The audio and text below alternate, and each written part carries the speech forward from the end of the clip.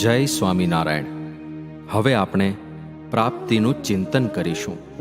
આ માટે જગતના તમામ વિચારોને વિરામ આપીને શાંત ચિત્તે હૃદયના ભાવથી ભગવાન સ્વામિનારાયણ અને પ્રગટ ગુરુ હરિ મહંત સ્વામી મહારાજનું અંતરમાં સ્મરણ કરતાં સમૂહમાં સાધના મંત્રનો જપ કરીએ.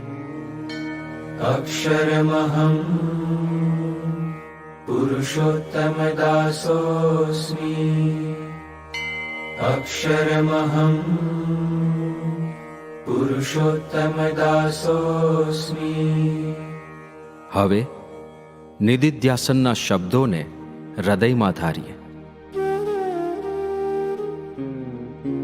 હે મહારાજ, હે સ્વામી, હે પ્રગટ ગુરુ હરિ મહંત સ્વામી મહારાજ, આપની કૃપાથી અમને કેટલી દુર્લભ પ્રાપ્તિ થઈ છે.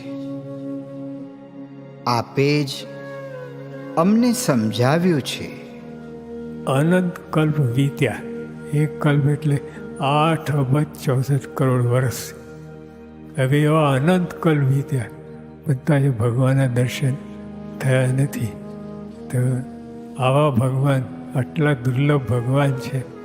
ગમેલા સાધન કરો, ગમે એટલું કરો, આખા બ્રહ્માંડમાં જેટલા સાધનો છે બધા કરી છૂટો, પણ ભગવાન આવે જ નહીં, ભેટો થાય જ નહીં.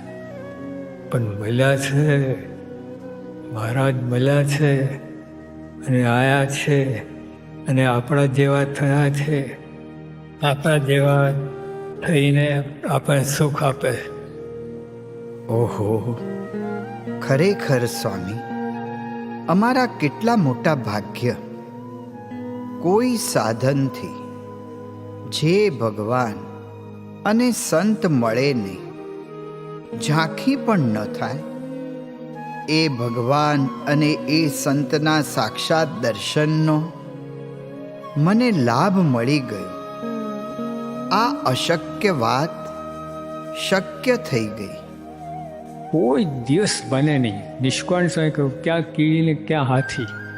કીડીને હાથીને મેળાપ ક્યાંથી થાય? આ જીવને બ્રહ્મને સાથે મેળાપ ક્યાંથી થાય? સાચી વાત છે સ્વામી, ક્યાંથી મેળાપ થાય? અને છતાં પણ મેળાપ થઈ ગયો. પરબ્રહ્મ પુરુષોત્તમ નારાયણ સર્વોપરી ભગવાન એવા શ્રીજી મહારાજ અને તેમના અખંડ ધારક એવા અક્ષર બ્રહ્મ સત્પુરુષની પ્રત્યક્ષ પ્રાપ્તિ, તેમના સાક્ષાત દર્શન, આપની આ અકારણ કરુણા વર્ષાથી અમે કાયમ કૃતાર્થ થયા છીએ, ધન્ય થયા છીએ. ધન્યોસ્મિ પૂર્ણકામોસ્મિ, નિષ્પાપો નિર્ભયઃ સુખી.